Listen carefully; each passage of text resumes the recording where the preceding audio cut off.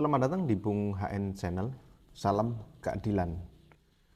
Kurangnya edukasi hukum terhadap masyarakat Indonesia ini menjadikan perkara-perkara hukum di Indonesia semakin hari semakin meningkat. Seperti contoh terkait masalah wan prestasi dan penipuan. Nah, apa sih perbedaan wan prestasi dan penipuan? Banyak kasus berdata menjadi kasus pidana. Banyak hal yang mendasari hal tersebut adalah kriminalisasi kasus yang semula persoalan perjanjian atau kontrak bisnis, kemudian terjadi wan prestasi. Nah, untuk menahan pihak yang melakukan wan prestasi, biasanya berujung laporan pidana penipuan dan atau penggelapan. Begitu juga para pelaku penipuan dan penggelapan yang berlindung dalam perjanjian, sehingga menghindari dari pidana dan membawa kasus tersebut ke ranah perdata, yaitu wan prestasi. Apa sih yang dimaksud wan prestasi? Saya akan sampaikan bahwa wan prestasi apabila seorang tidak melakukan apa yang disanggupinya akan dilakukannya, melaksanakan apa yang dijanjikan akan tetapi tidak sebagaimana apa yang dijanjikan, melakukan sesuatu yang menurut kontrak tidak boleh dilakukan, dan melakukan apa yang dijanjikan namun terlambat. Nah, sedangkan penipuan itu perbuatan yang sebagaimana diatur dalam ketentuan pasal 378 Kitab Undang-Undang Hukum Pidana. Nah, tentang perbuatan curang dengan unsur-unsurnya. Nah, saya akan membahas terkait unsur pasal 378 KUHP tersebut, yaitu dengan maksud menguntungkan diri secara melawan hukum.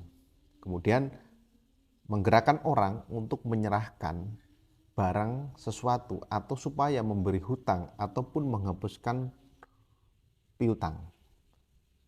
Dan dengan menggunakan cara yang salah atau upaya atau cara penipuan, seperti memakai nama palsu, martabat palsu, tipu muslihat, dan rangkaian kebohongan. Nah, ini penipuan. Nah, hal yang perlu diketahui dalam wan prestasi dan penipuan ketika kontrak itu atau perjanjian dibuat atau diakhiri adanya rangkaian kebohongan atau tipu muslihat dan keadaan palsu.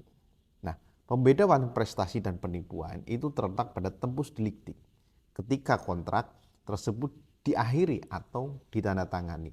Jika setelah kontrak atau perjanjian ditandatangani diketahui adanya tipu muslihat, keadaan palsu atau rangkaian kata-kata kebohongan dari salah satu pihak, maka perbuatan tersebut merupakan perbuatan wan prestasi.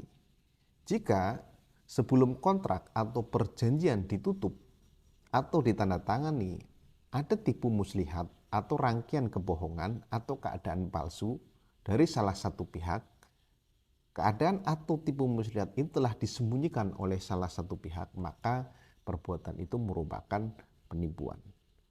Nah, dari sini kita harus paham tentang wan prestasi maupun penipuan agar masyarakat tidak terjebak dalam upaya hukum atau menjalankan proses hukum, di mana banyak masyarakat Indonesia yang kemudian melakukan sebuah perjanjian bisnis atau kerjasama dengan orang lain terkait itu.